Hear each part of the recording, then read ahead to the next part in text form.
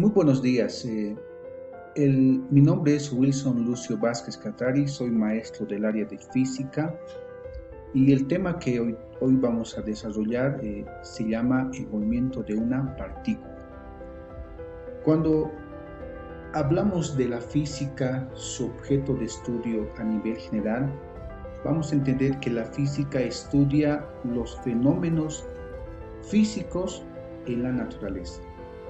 Y el término fenómeno se entiende como un cambio y el cambio se entiende como el movimiento. Se puede decir también que la física estudia el movimiento en la naturaleza. Por ejemplo, si hablamos de cinemática, la cinemática estudia el movimiento de una partícula, pero sin tomar en cuenta las causas.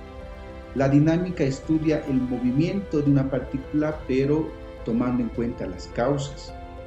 La hidrodinámica estudia el movimiento de los líquidos.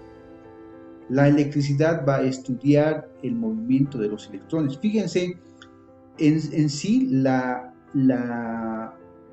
física va a estudiar el movimiento que ocurre dentro de la naturaleza. Y la primera pregunta que nos vamos a hacer es ¿qué es el movimiento?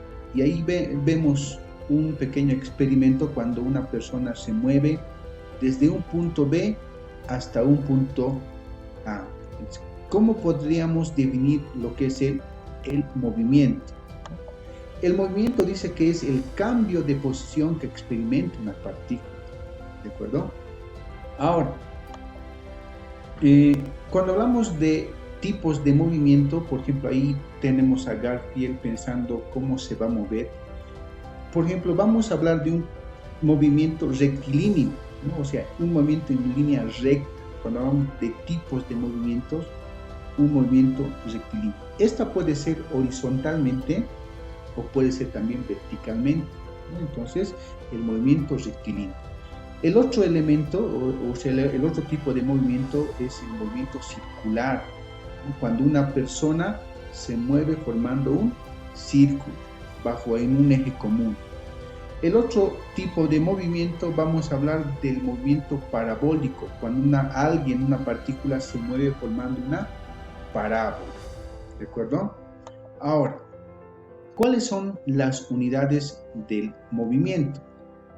Por ejemplo, ¿qué unidades voy a tomar en cuenta cuando una partícula se mueve rectilíneamente, ¿no? Y aquí viene lo que es el metro, ¿no? Ya sea que una partícula cae o se mueve en dirección horizontal, la unidad que lo representa el movimiento va a ser el metro.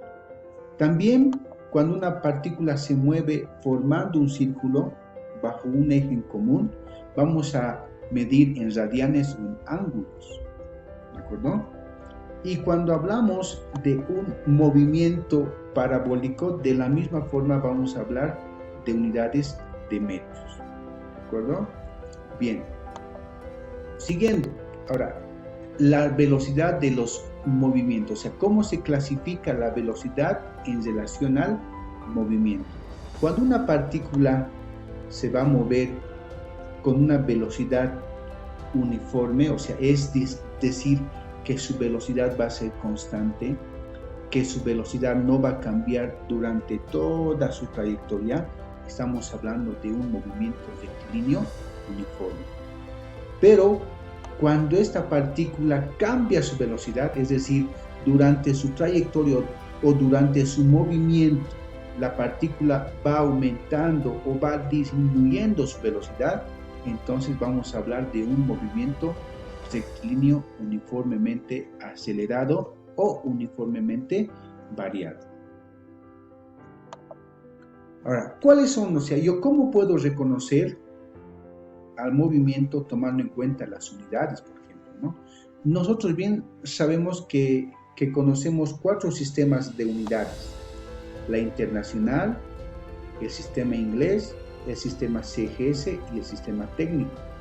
En estos 4 sistemas cada uno de los sistemas va a tener una determinada unidad. Por ejemplo, cuando hablamos del sistema internacional o también llamado sistema MKS, vamos a tener como unidad a lo que es el metro, ¿no? O sea, cada vez que tú digas, una partícula recorrió 5 metros, estamos hablando del movimiento, de un cambio de posición que ha experimentado la partícula, pero en el sistema internacional. Y cada vez que nosotros escuchemos una partícula se ha movido 5 pies o 7 pies, ¿no? También estamos hablando de un cambio de posición, pero estamos hablando en un sistema, un lenguaje inglés, ¿no? Foot es pies, ¿no? Entonces estamos hablando también del movimiento. Y cuando escuchemos que una partícula se ha movido 500 centímetros, estamos hablando también de un cambio de posición, pero estamos hablando en un lenguaje del CGS, en otro sistema CGS-1000 es, ¿no?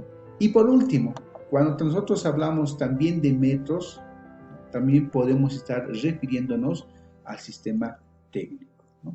Y de esta forma nosotros estamos tomando en cuenta todo lo relacionado con el movimiento de una partícula.